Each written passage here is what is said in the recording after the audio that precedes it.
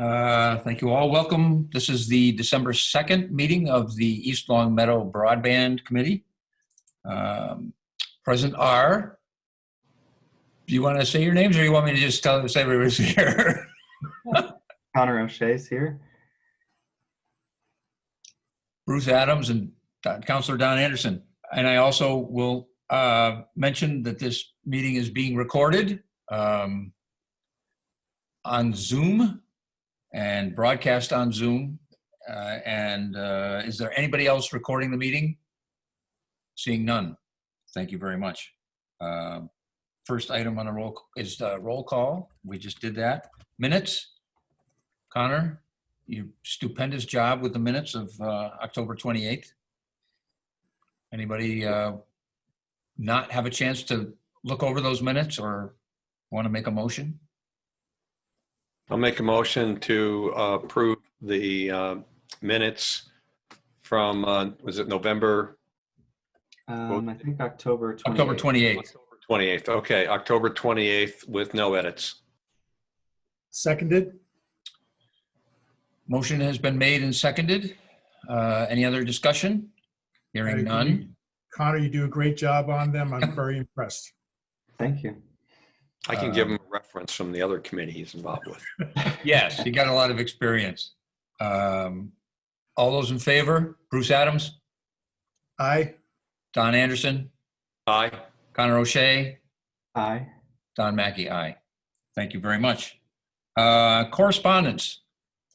I'm not, I didn't receive any outside correspondence. Anybody else get any correspondence? Or Don, you talked to a constituent as you want to? Yeah, I spoke with a constituent and as I'm prone to do when I talk to people and tell them what we're about, and he was concerned about the lack of options for cable television and so forth. And I try to explain to him the history. Now he's at Inward Commons. So I was talking to Don on the onset before here just to see whether Inward Commons has a restriction as to what options you can have, but apparently that's not the case. So I told him what we're doing, but I also told him it's not a function of we could say let's get rid of Charter and replace it with Xfinity or whatever. It's what we're doing is trying to do initial exploratory to see if it's worth doing that. But I couldn't answer him intelligently until I talked with Don is whether part of the fee of being part of Inward Commons created inherent restrictions as to what your options can be. You have to use this cable, but it doesn't seem to be the case, so I can get back to him. And I also talked to City Councilor Joel McCullough, who is also liaison in Senator Lesser's office. And I brought up 2 points. And one was just a little bit of ideas and thoughts of how Chicopee went about putting municipal broadband in. And he did admit that it was not the same challenges we're facing here in East Long Meadow because they already have municipal electricity and that type of service, so they were able to piggyback off it. But he welcomed any more, if we need to use, talk to him as a resource. He also was taken back a little bit about that legislation that's been put in committee regarding affording towns the opportunity to use telephone poles and so forth without paying fees. So he made a point of bringing it to the attention of Senator Lesser to see where it's at and whether they can get involved and be a sponsor. So stay tuned on that. And lastly, I sent you all that what we're doing is somewhat timely because of what Comcast, and I know we don't have Comcast, but don't be surprised if Charter falls, is on the on-deck circle, is trying to make money, I would suspect, by capping the amount of data that can be used. And once you hit a certain point, there's going to be an upcharge. I believe the upcharge and the total cost is not going to exceed $100 a month. But that being said, in this time where our citizens are working from home more so, and students are being educated from home, that's something we should be aware of and seeing what kind of options we have to at least address and to bring out to the people of East Long Meadow if that comes our way. So yeah, thank you for all of those comments, Don, and speaking with Joel and sort of seeing what their perspective is up there. And the article in the Republican from December 1st was interesting. Anybody else have any comments or thoughts about that article in particular? I didn't have a chance to take a look at it, to be honest Okay. with you, Ron. I appreciate you sending the link over, but I didn't sign up to be on Mass Live, so I didn't have a chance to look at it without So- signing. It's the same thing happened to me, but I will remind you, if you have an East Long Meadow library card, you can read the Republican for free through the East Long Meadow Library. Okay. Just entering your East Long Meadow library card. And I'll tell you, it's a tremendous resource because it's not just the Boston Globe. I mean, it's a way to get through paywalls for a lot of journalism. And it's a great resource that, you pay for ultimately, but so I didn't even know that was a thing, to be honest. yeah, I didn't you should either. definitely check it out. I'm like, I better see if my library card is still up to date. So Connor, did you have a chance to see it or no?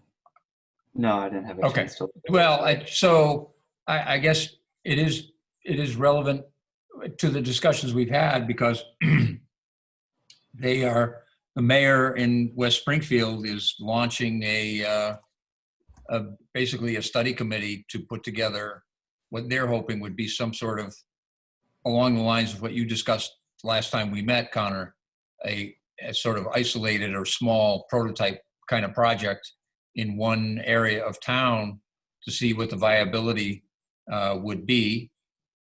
They, as outlined in the article, the plan would be for the city of West Springfield to bond the initial cost to build the network.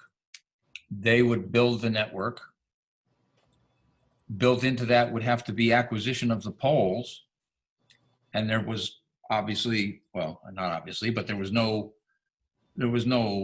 detail into that element of it cited in the article, but and then they would use subscriber fees to pay back the bond, and they would use the city of Westfield's Whip City Fiber to maintain and operate that network because they're contiguous municipalities. So, I mean, I think that makes a lot of sense. I don't know, it might be worth a conversation with somebody in West Springfield government to find out where they are in a cost analysis of that. But maybe they're starting where we started, 3 months ago. I'm not sure. But it is timely, Don, you're right. And the other issue I think that was interesting, let me see if I bring it up over here on this other computer, is, oh, actually, do I have it here? Oh, yeah. The upcharge will be on customers who use more than 1.2 terabytes of data per month, which is a significant amount of data. But I mean, if you have a household full of people who are all streaming video, it adds up.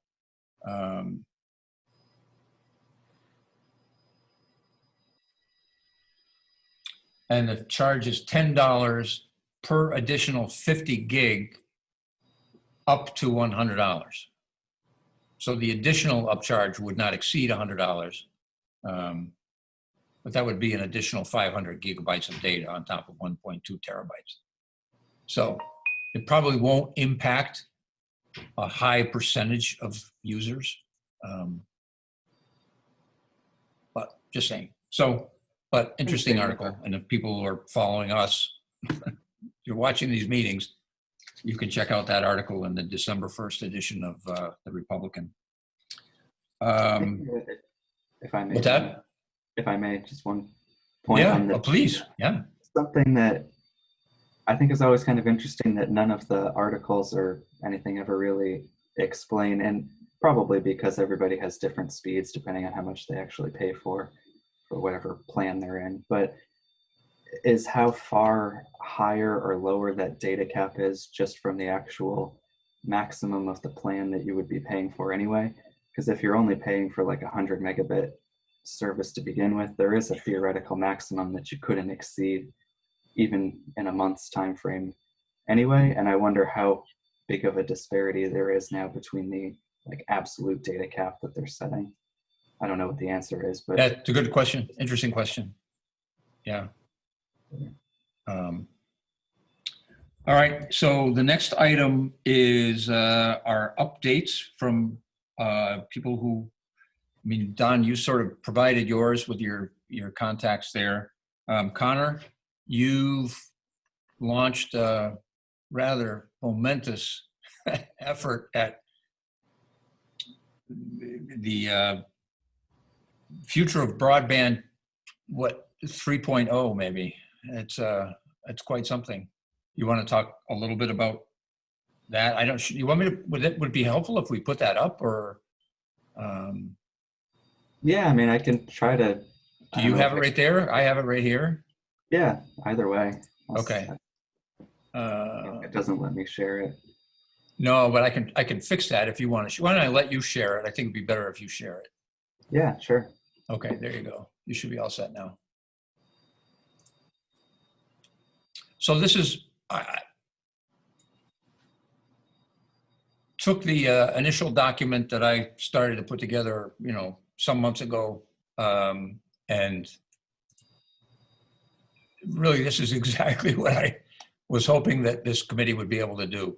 So go ahead, Connor.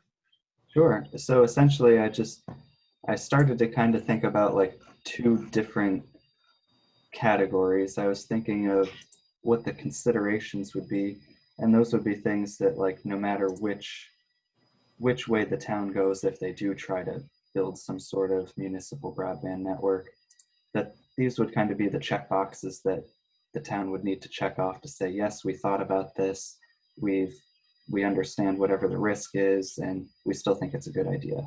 Mm-hmm. So that could be, and then I started to break that down into a bunch of different subcategories, things like cost, choice, the time it would take to build the network, the time it takes to upgrade the network, Yep. whether like phone service is built, how many subscribers you might need, all that sort of stuff. And then the second section was, which I didn't really start to flesh out too much yet, but was the actual strategies of how you might make a municipal broadband network work. And that could be things like, you know, just doing the entire town, you know, if you build it, they will come. Or you could have something like Westfield did with like neighborhood commitments, where an entire neighborhood or set of streets have to commit before they'll actually build out the network in that area.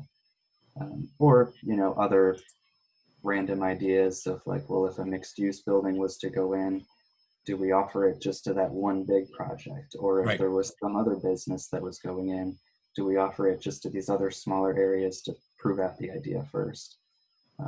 Or do we just say, you know what, it's not feasible, let's just put in Wi-Fi hotspots in common places in town? Or, you know, just a couple of different strategies. Or, you know, is there a regionalization or co-op idea? Something that like the city of Westfield has done is like Wired West, if anyone's heard of that, which essentially a lot of rural communities now, like the town of Rowe is one example, is now basically getting or building out a fiber network, but it's all kind of through a co-op of Wired West that inevitably farms out the service to Westfield's Whip City Fiber to actually do the operation of it.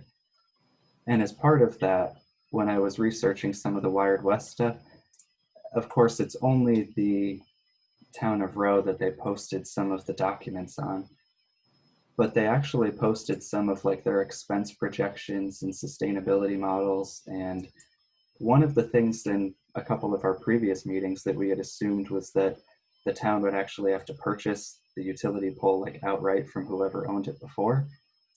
But it looks like all these towns that like Wired West did don't actually do that. They just license them. And they actually broke out by like a few of these different towns who owns the poles, and then like the number of poles that they would have to do and how much it would actually cost them to essentially rent them out for whatever space they needed. Huh. So it was kind of interesting to see some of the numbers, because it ranges anywhere from 700 grand to a couple $1 million. Question, That is Connor? interesting. Sure. You mentioned Wired West. Who's leading up that Wired West side of things? I don't remember looking at that link that you provided. Is that state funded, Commonwealth funded program?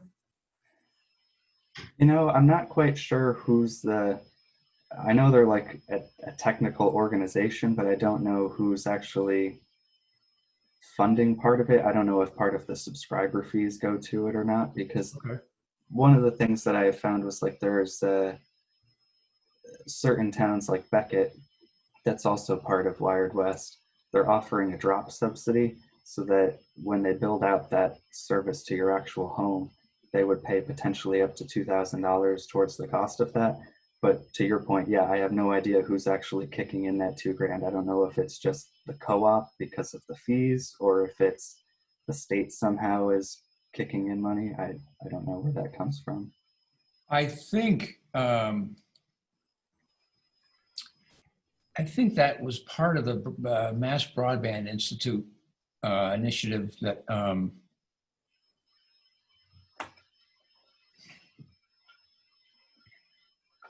was launched. Well, it's been a few years ago now. I mean, and you remember when they had 91 was dug up there for a long time, where they're putting that fiber backbone running up 91, probably 6, 7 years ago.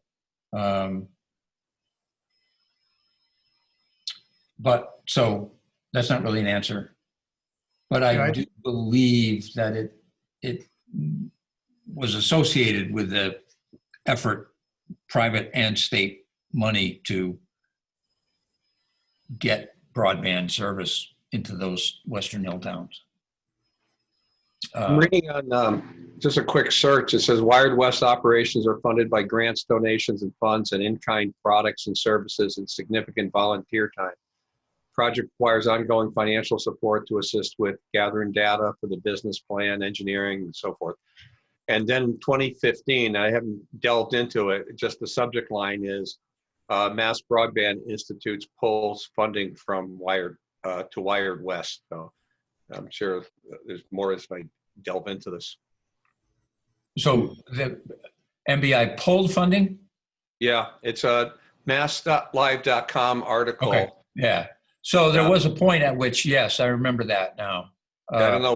And that was from back in this, posted December 3rd, 2015, and advises towns to walk away from the project. But then, again, that's 5 years ago. That could have changed. Yeah. Well, at any rate, there certainly, and again, I think Connor makes the point in this document, if you even alluded to it just now, that, the issue, take Roe as the example that he cites in here, is, had only dial-up service. That the effort in the sort of western part of the state, that far western part of the state, was around the fact that the private providers never provided the infrastructure in the first place. So those communities have nothing like, from, Comcast or Charter or whatever, the broadband infrastructure that we've had in East Long Meadow, as long as we've had cable, really, didn't exist. So it's a little bit different in terms of the economics of it, and somewhat the need. But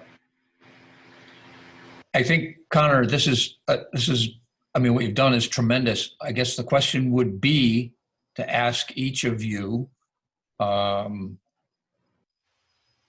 what do you think is what's a reasonable way for us to continue on a kind of timely basis to fill in the information and build this thing out collectively, so that it's not all Connor's work, and that I think it just helps to have every, the variety of points of view. So, I mean, is everybody on board with doing that? I mean, I don't want to burden everybody with with homework, because you're giving up your time to just be here at the meetings. But sort of homework is the point, I guess I would say. So I I do don't know. have a couple thoughts on where the document could go. I mean, I think in addition to just coming up with the different categories, and certainly, I mean, if there's like subcategories that I've missed, I mean, I obviously have the obvious cost one, but if there's some other strategy that you guys think of, I think that would be worthwhile including. But I think it would also be helpful kind of like before the municipal broadband section completely, if I know we've kind of talked about it with Ryan earlier, but if we just kind of actually documented out what the current landscape does actually look like in East Longmeadow, Yes, and what the town's network actually does, and I currently agree. provide, Yeah, I that agree. might be a helpful first step. And then I think each of the categories, I mean, I started flushing some of them out, but I mean, I think it's probably beneficial if they have a bit more of a different viewpoint too, because some of them probably sound a little pessimistic coming from me, and then others may be more positive, and maybe we just kind of need to balance out some of the actual pros and cons under each section. Right. No, And I then- agree. I think, I mean, I went through basically every word of it late afternoon yesterday and early this morning. And, I think you're really covering a lot of the things that need to be explored further, and just more data, and just kind of getting our heads around, like, well, I think I know what that is, but we need to get like some solid information. Like, for example, what is the actual blueprint kind of technical standards? What do we have in East Longmeadow in pretty concrete terms? And I'm certainly happy to, jump in and work on this. And I because I think I'd like to see it advance and be a product by, say by late winter, that we can say this is really what we've nailed down. I think that would be tremendous. And it is a policy document that is fairly technical. I don't think that this is something that the town is going to read and absorb. And but I think for the policymakers and the decision makers, it's an excellent template framework to work from, and to provide the information and the clarity for making a decision based on concrete terms. I think that's really the goal. And you've done an incredible job launching this, getting it started on your own. It's tremendous. So thank you. Yeah, thank you. Yeah, great job, Connor. Question on this Mass Broadband Institute. Is that a resource for us? What do we know about them?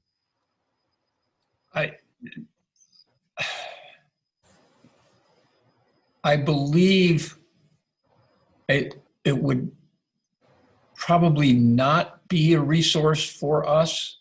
Okay. But I don't know that. So I don't want to qualify. I don't really know. I did a lot of reading about all this stuff, prior to my starting my version of this document a year ago, or more than a year ago now. So I could have told you then, but I've since forgotten. But I do believe that the Mass Broadband Institute was formed to assist the deployment of broadband in communities that didn't have access to it. That there was not really a need for an entity like that to assist communities that had the resources and the access. I mean, we're, what, 3 miles from the major hub of the entire internet in the northeastern United States. So we don't really have an access issue to either the fiber networks or connection to robust fiber networks, and data systems that, I mean, that's why the town's fiber network that we use, the municipal fiber network, is so robust, because we put the fiber in, but we're also part of another fiber network regionally that is very, very strong and stable, particularly on this side of the river. I mean, the other thing about the West Springfield story is the other side of the river is pretty much a different story, and going west. And I think, so that's a long and torturous answer to your question, Don. But I was just curious. I think in terms of information, yeah. I mean, I think, again, it's really a question, and we've cycled back to it so many times. What do the customers expect? Does the municipality have a reasonable opportunity and or responsibility to provide that? At what cost to the taxpayers? And that question, the answers to that question will change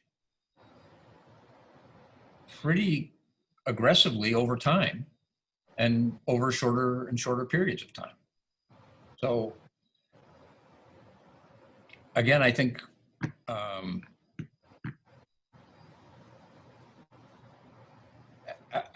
I think we're on the path of collecting the information and being able to put the information in one place and build an analytical tool that looks at that information. I just repeating myself here, but I don't know that it really even needs to be our position to make a policy recommendation to the council, for example, to say, we should do this, we shouldn't do that. I think we should, the far more important thing to me is to get a successful, efficient analytical tool in place, and then outline what the possible. Then I think the recommendation sort of makes itself. Once you have solid data and a way to look at it, then you're not sort of pulling from this and saying, well, so and so told me that we could do that. Oh, well, then let's try that. I mean, that's a lot of the way that stuff gets done. And I don't think that that's the way we want to do it. So I'm just really focusing now on any source of any information or insight that we can add to something like Connor's document is great. The other thing I wanted to just remind you all is time is ticking by relative to the cable television license. I have made really all the comments that I have to make, and I probably repeated a number of times that there's not a whole lot we can do to change that license, but I would appreciate your each going through pretty much page by page, line by line, in the event that something jumps out at you. You can comment on that document, the shared document, just post a question mark, what's your question, whatever, so that we're in a position to say that the committee has reviewed the document, raised these questions, and whatever our determination is. But that cannot really, in my view, be my determination or Mary's determination.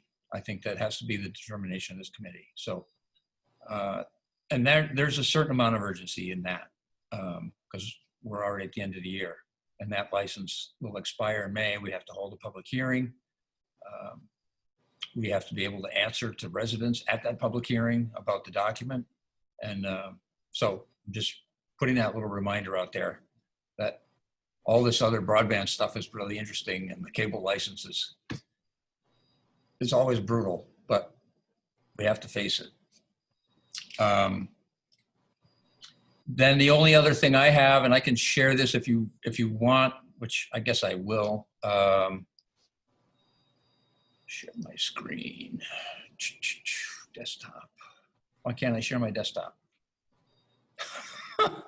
So funny, I don't know how to do this. Maybe because you gave it a Connor? No, this is, I ended mine, I think. oh, I'm not set up to do my screen. I have to go through all these firewalls and stuff. Never mind. I've never shared my screen from this computer before, and Apple doesn't want to let me just do it, I guess. So I will just tell you, did anybody look at it? Be honest, just say yes or no. No. What are we talking about? The The cable. PowerPoint, I put that in the drive folder. Oh, yes. I thought I only saw one. It would be TV options for East Long Meadow residents. It's a PDF file.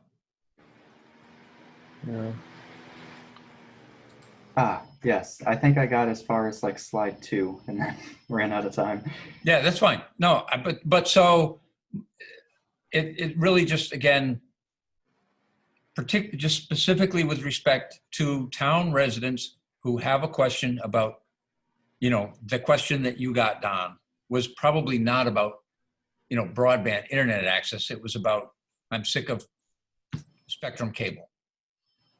Here, since I have it up. You got it? Oh, all right. share it for Thank you. Okay. So just jump through. So this would be, I've just put it in the form of a PowerPoint because it was easy for me to organize the information that way. But my goal is to make it short, concise,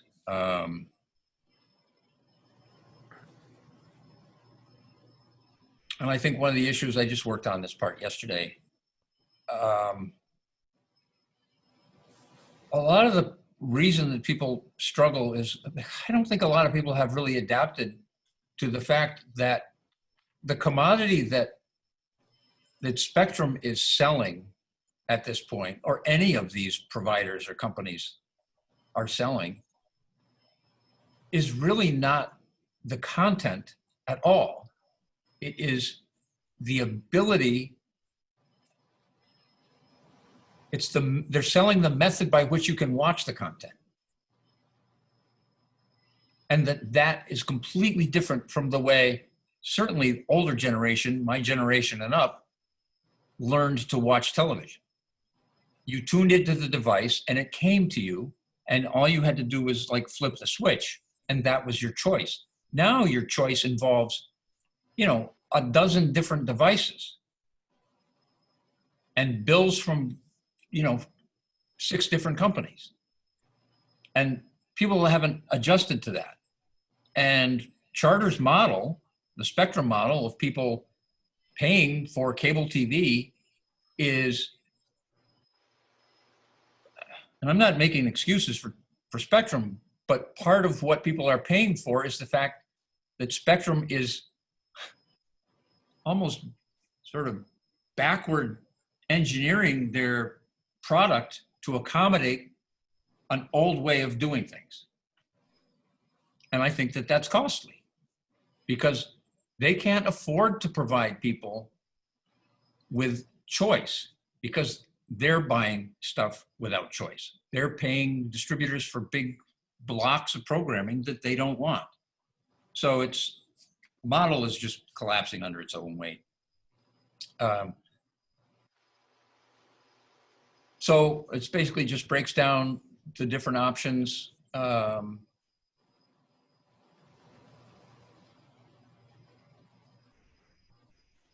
you know, they all have their selling points and they all have their drawbacks.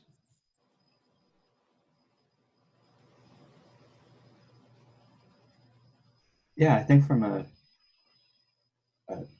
user perspective, this is definitely an easy way to kind of digest a lot of that overall information to see that it isn't just technically Spectrum that you can get stuff from.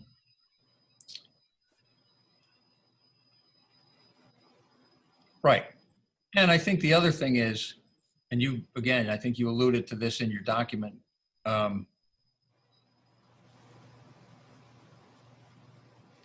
Or no, I guess it was in the article, in the article about West Springfield.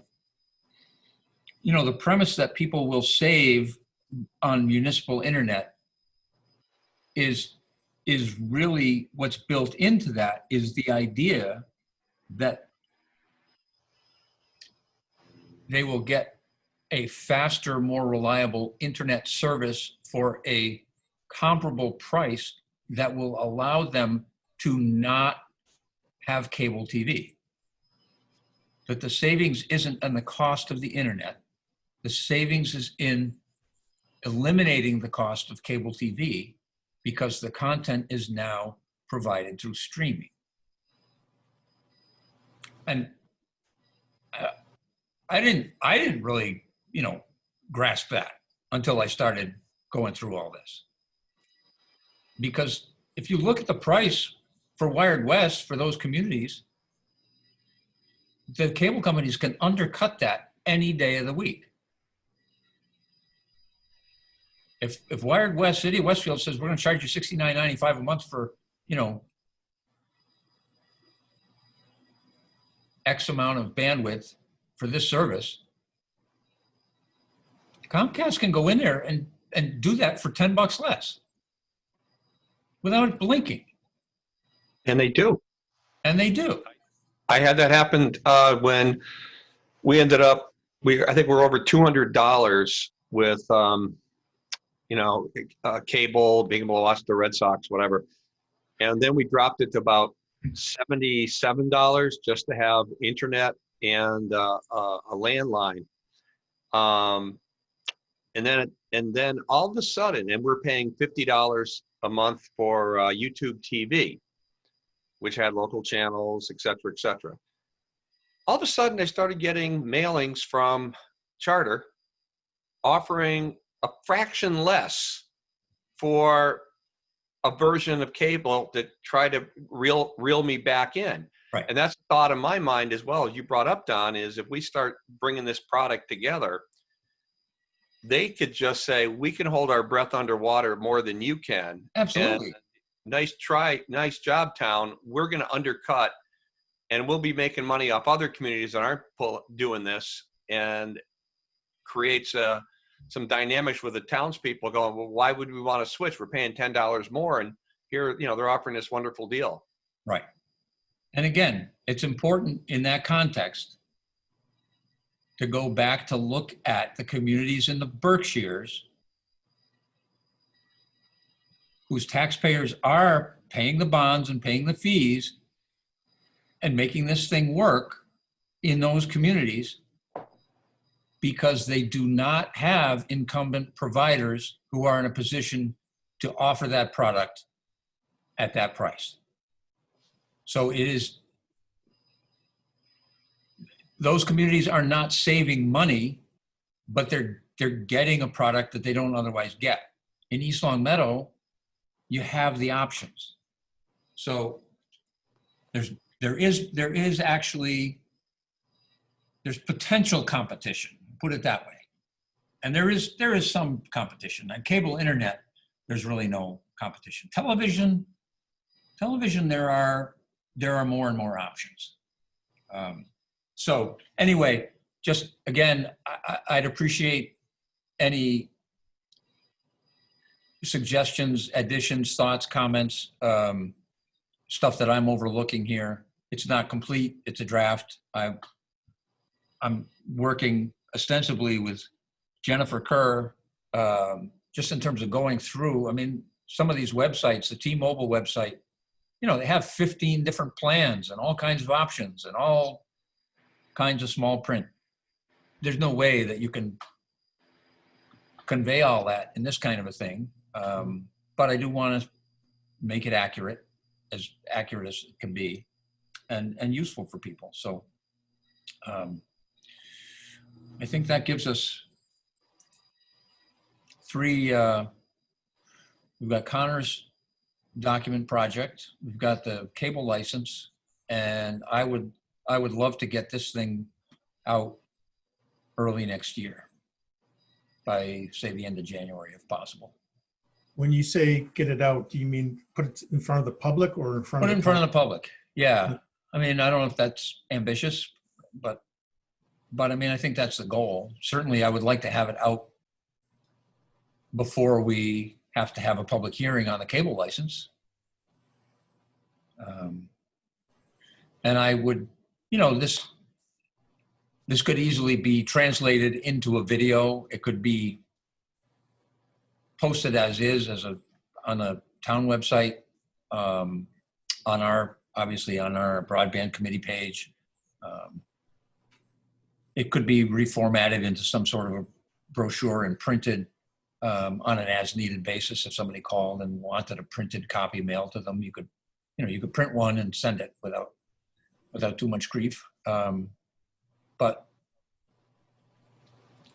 so that's my thought. That's what I've been trying to work on.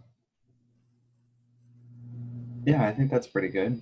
Perhaps for our next meeting, whenever that's going to be, we all come back with whatever our questions or comments are on both this PowerPoint that you have and the cable license, so that we can kind of put those two things to Yeah, rest. and I would say I'd appreciate input on this, but certainly if you got to shave your time, just go through the cable license. And I think honestly, it's the more efficient thing for you to do, because you probably, again, we can't really change too much, but I do want your input and your awareness of what's in there, and to anticipate the questions that are going to come up at a public hearing from residents. Is there an LCAT of the previous public hearing on the last version of this cable? There is. I have to dig down to find it, because we're up to something like 4,000. Only if it's easy. Only if it's easy. No. I just have, but yeah, I'll find you the link and send you the link. But yes, so that would have been basically 5 years ago. About 5 years ago. Okay. Cool. All right. Any other comments? Business? Anything else anybody needs to bring up? Well, thank you all. The only thing that I was thinking of when you were talking about the streaming options there, and that people would save on price when it comes to broadband because they're not paying for TV service like through traditional cable. It kind of made me think that we also have to be careful, like as all the different streaming services continue to change, because before you used to be able to just get almost anything you wanted on Netflix, but now all the different producers have started coming up with their own streaming services. So now you need Netflix, and you need Hulu, and you need Disney Plus. Absolutely. And 5 different other ones. Perhaps. And you have to buy the device, and the device may not be compatible with the service. Right. So yeah, and one could imagine, given the nature of the way business works, 10, 15 years from now, all of that being gradually more and more consolidated into one entity that gets us basically back to where we are, or where we were 5 years ago. Might be less time than you think. You look at Quibi. Yep. Today, tomorrow. So it's just, I think, again, I'm thinking, and I'm sort of targeting this. All the prices that I quoted are just like the minimum for the minimum package, the minimum price. Really for the audience that struggles, seniors, who probably have a harder time just understanding what it is they're supposed to do, how many devices they're supposed to have, you know, just to make it a little bit easier for them to feel like they have some control and that they're not just being completely taken for a ride. So, all right. I'd be interested to have a motion to adjourn. When do Oh, you let's think we could talk about together? our next meeting. Yeah. So I think a month is probably, so that puts us in early January. Is that 2 weeks is ridiculous. So, I would prefer to do it into January. and we could even push it out like say the middle of, yeah, I mean, you want to go into the middle of January? Or what do you think? I think the same time frame that we currently have today would be good. Yeah, I mean, I think like January 6th would work. I mean, it still gives you a little bit of time after the holidays, so it's not. Okay, all right, that's fine with me. Believe me, I'm happy to keep going. I just don't want to impose on people. All right, so we will, we'll do that same time, 3 p.m., Mhm. January 6th. Excellent, thank you very much. So now a motion. So moved to adjourn the meeting at 3:51. Did you second, Bruce? I will second. Okay, good. Motion made and seconded. Any other discussion? No. All those in favor, Bruce Adams, Aye. Don Anderson, Aye. Conor O'Shea, Aye. Don Mackey, aye. Thank you very much. Thanks, everyone. Thank Thank you. Happy holidays. Yeah. New Year. Yeah, you as well. Holidays. Happy New Year. Be safe, everyone.